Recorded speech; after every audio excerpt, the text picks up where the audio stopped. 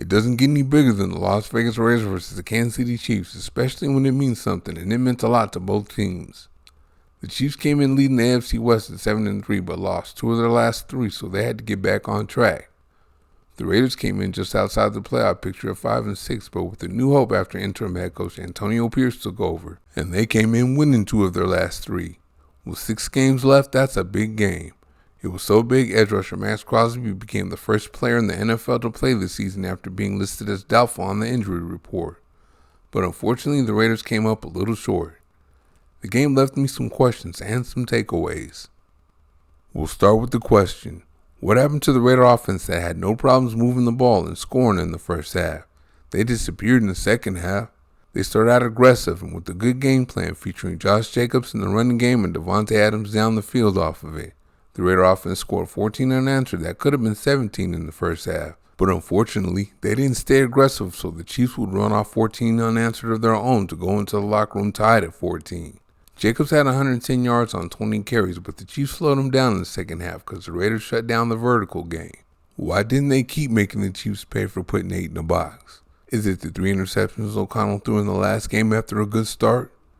Pierce is the defensive guy, so was it his idea to slow things down, or was it offensive coordinator Bo Hardegree? Did Pierce and or Hardegree not adjust to the Chiefs' halftime adjustments? Was it O'Connell himself? I saw Adams open deep a few times, but I'm not in their huddle, plus I haven't seen the film yet.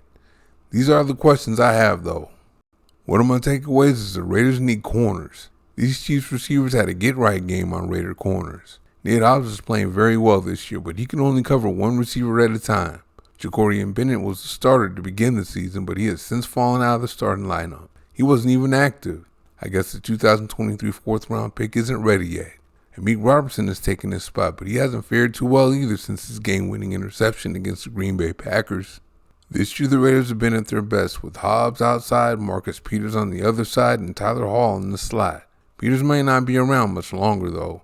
There was the incident with Pierce that led to Peters sitting the bench, and Vic Tafer has an article out on Peters expected to be released soon. You know his tackling has something to do with that. So it's my guess that Hobbs will move outside again with the Meek Robertson on the other side and Hall in the slot. Don't worry about Hobbs. The only reason why he had a bad year last year outside is he had a broken wrist. Hall is solid in the slot too. If there's a question, it's Robertson. There's nothing like the Chiefs to make the Raiders and their fans see that their offensive line is weak on the interior. None of the interior offensive linemen are great, but 2022 third-round pick Dylan Parham is a problem. I think he'd be a good center, but he's not showing it at guard. He was pretty good in pass protection as he usually is, but you can't allow penetration into the backfield on 4th and 1.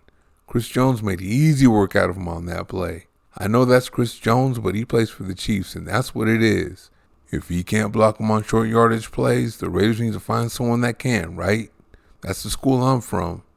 The Raiders really struggled on offense against the Buffalo Bills, Pittsburgh Steelers, New York Jets, and the Chiefs. What's the common denominator there? They all have good interior defensive lines.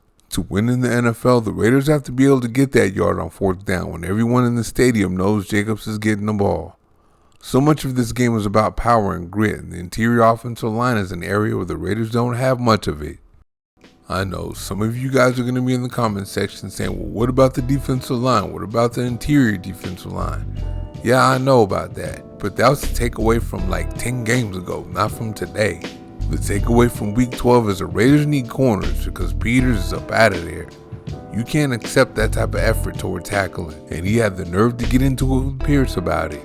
Then on offense, are the coaches being too conservative, or is it the fact that they have a rookie quarterback that doesn't have a grasp of the whole playbook yet? And if the Raiders are going to be a running team, the interior offensive line needs improvement. Thank you for watching. See you next time.